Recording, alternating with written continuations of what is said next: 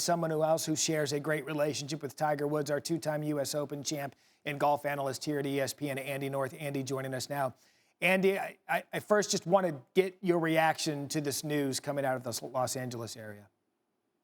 Well, I just heard it a little while ago while I was in the car, actually, and you're saddened that this has happened, and hopefully it's going to be okay. I mean, we're as all we know right now, it sounds as if he's still in surgery. We haven't have any more information that they're finished. But when you talk about multiple leg injuries, that's not good. And you look at what the car looked like, or as the SUV looked like, it was pretty mangled. So, hopefully all's good when he comes out of surgery. And, again, as Justin was saying, you're thinking about his kids right now. Andy, we're seeing the footage from the helicopter there of his SUV. Again, the sheriff's department did confirm this was a single car accident. Tiger Woods, the single occupant of that car, and anytime they use the term jaws of life to extract someone who is driving the vehicle, you know it is a serious situation. Andy, you and I have been to tournaments together. We've been sitting there when you and Tiger have had conversations. You are close to him. You're someone that I think that he looks to and takes to as a father figure. When is the last time you had communicated with Tiger, maybe just about life? Forget about the golf for a second. When's the last time you just had communication with Tiger?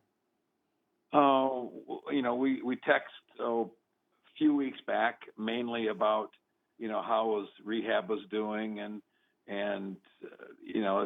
hitting a few shots and, just trying to get back to where you could play golf again. And usually with him, it's, don't do anything stupid. Just calm down and do what you're supposed to do, rehab, because he likes to push the envelope.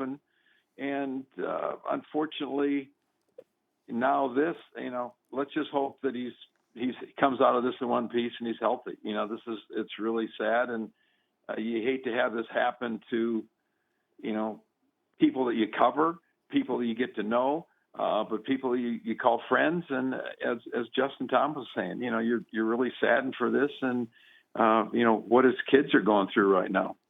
And you'd mentioned the relationships he has with his kids, that iconic moment from 2019 when he won the Masters and that hug with his son, Charlie, taking it full circle from where he was when he won his first Masters in '97 and a win for the ages, and then to just share that moment with his son, who was able to watch the Tiger Woods that we have seen grown up since 1997 until this point.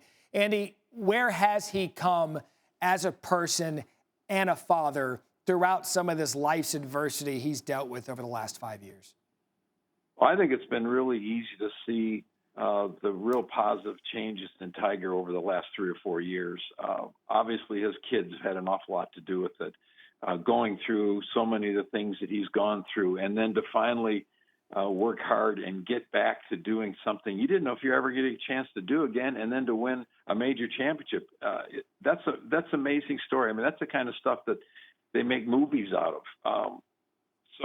But I think the one thing that gets so lost in stardom is that these guys are somebody's dad. They're somebody's son. I mean, these are real human beings and real people that hurt.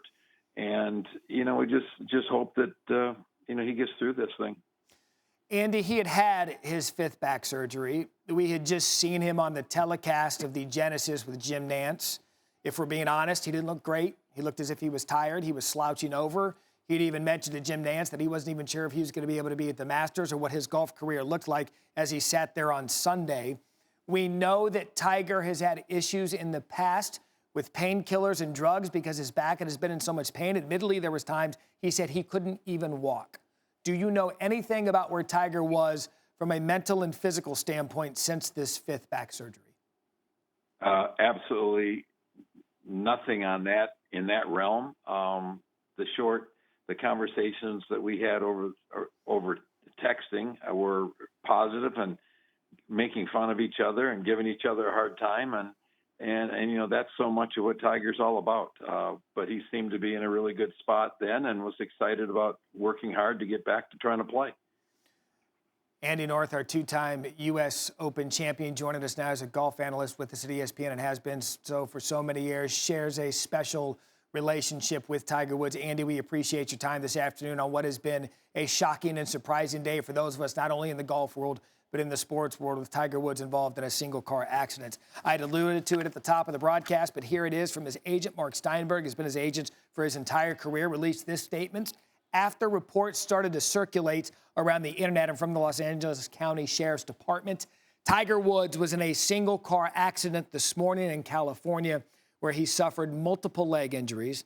He is currently in surgery, and we thank you for your privacy and support.